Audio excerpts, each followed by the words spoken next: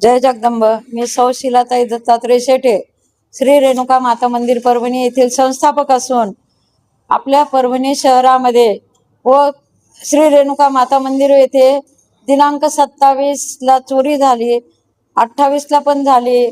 तसंच अनेक मंदिरामध्ये तांबे, पितळ, महादेवाचे नाग, समया, दिवे अशा तांबे पितळाच्या मौल्यवान वस्तू तो चोर चोरून नेत आहे.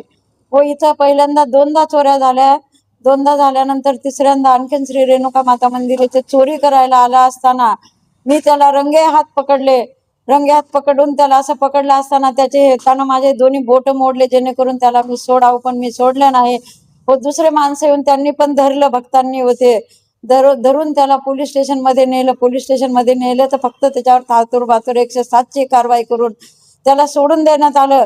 परभणी शहरामध्ये 90% मंदिरामध्ये त्यानं चोऱ्या केलेल्या आहेत आणि सीसी फुटेज हे इथं रेणुका माता मंदिरात पण आहे व अनेक मंदिरातले पण सीसी फुटेज व फोटो आणले असताना एकच तो चोर असून त्यानेच मंदिरात चोऱ्या केल्या.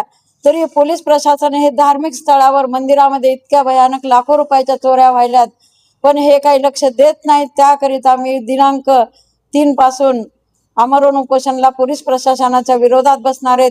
त्याला चोराला पुन्हा धरून आणून त्याच्यावर कडक कारवाई करून FIR नोंदवून पुन्हा त्याला कारवाई करावं त्याच्यावर, जेणेकरून धार्मिक स्थळामध्ये पुन्हा अशा चोऱ्या होणार नाहीत.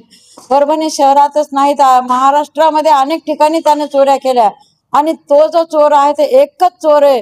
कारण प्रत्येक मंदिरातले फुटेज आणले, फोटो आणले, तो एकच चोर आहे. आणि पोलिसांचं म्हणणं आहे की तो पिदाडका व भामटा चोर आहे म्हणून.